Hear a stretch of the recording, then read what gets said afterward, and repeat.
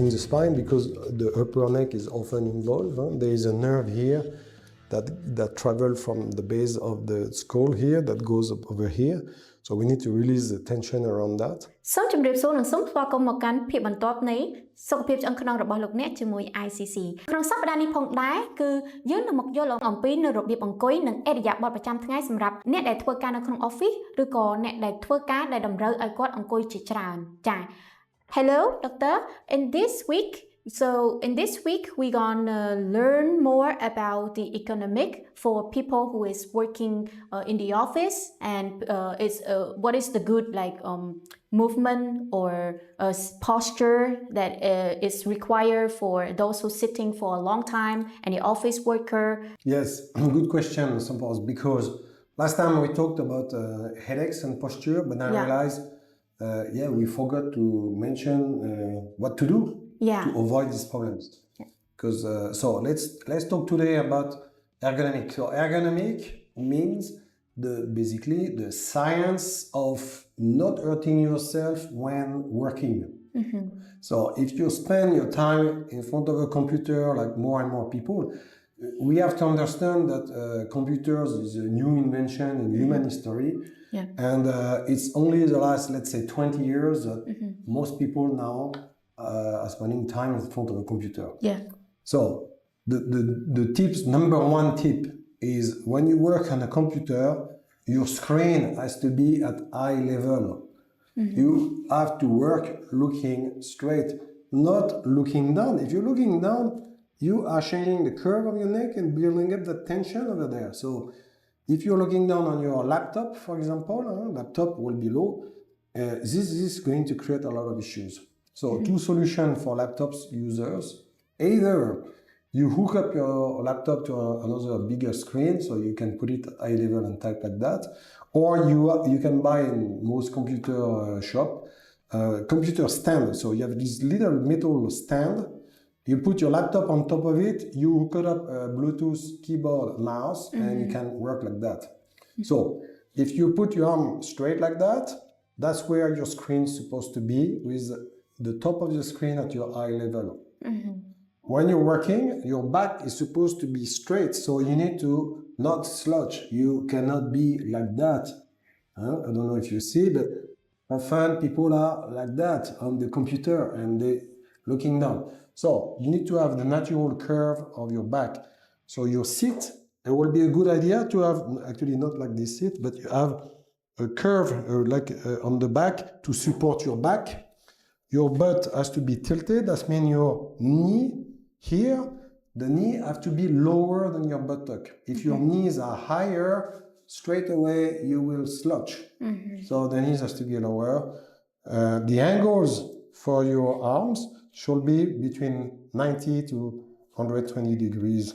So no more, not like that, not too bad. So like this. So you tap like that. That's ergonomic position.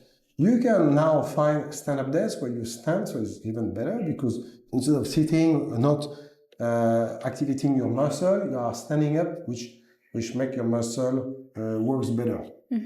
And then now the last little tips that is extremely important, you have to do what called mini breaks. Mini breaks means every, 30 minutes, you put a little timer in your computer. Every 2 minutes, for a few seconds only, you get up like this. You get up, I don't know if you're still on the screen, and you move for a few seconds your muscle, your neck, and sit back on your computer. Even these few seconds, it will help a lot because your body, by sitting hours like that, it's been studied, it builds up a lot of tension. So if you break that tension every now and then, it helps a lot. At the end of the day, you don't feel as tight and so on. Please use that. Sometimes people unfortunately work in the bank and so they have to talk to the customer, the computers on the side, so they do this. This is a big problem. So then I advise people, do not have a static seat, have a seat that can pivot, so you can face at least your computer, the full body like this, instead of turning your neck. It's not very comfortable. This is called ergonomics. A lot of information on the internet about that. please do that. You cannot believe how it's going to affect you. And please, we're talking about work, but your children spend a lot of time in front of computer, and it's not just for work, it's for gaming, it's for on the phones, and all that needs to be assessed. It's very important. It's the best advice I can get. When I was a kid, by the way, I remember at school, teacher telling me to sit straight. My parents used to tell me to sit straight. I don't know why now people don't think it's not important anymore, because we have the same body, and a good posture is fundamental. As we say for the children, as the sapling grows, so grows the tree, which means a young tree is bendable, but if you keep it in a position as you get older, we cannot undo that position like a bonsai tree. And so please, all this advice is for you adults, but as well for your children. Thank you so much, Doctor, for a very beneficial and very educational information. So the last question is that is chiropractic for everyone? It's another good question. It is for every age, of course, but it's not for everyone in a way that there are cases where we cannot help people. If you break your leg, please don't come to see us. We will not do anything for you in a case like that. If you have a condition like cancer or tuberculosis, it's not something we're going to do. These are pure medical cases.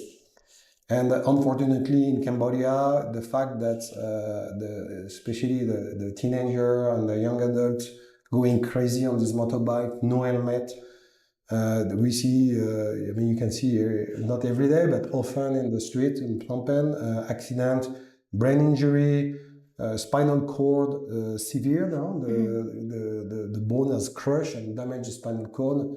Unfortunately, this case we cannot help.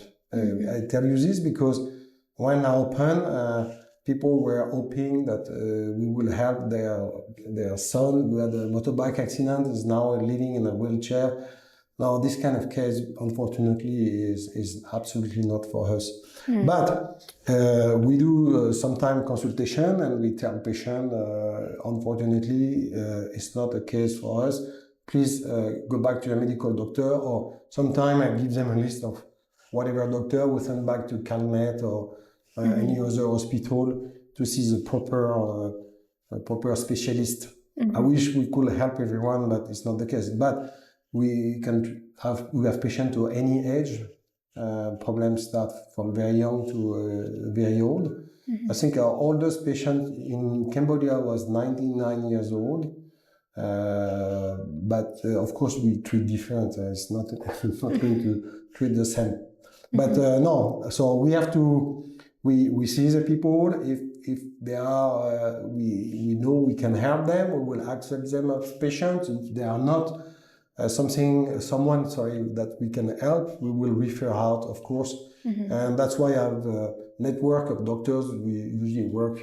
And sometimes I need another opinion, radiologist, neurologist, orthopedic doctor, and so on. We are part of the medical community here, and we try to work with them as much as we can.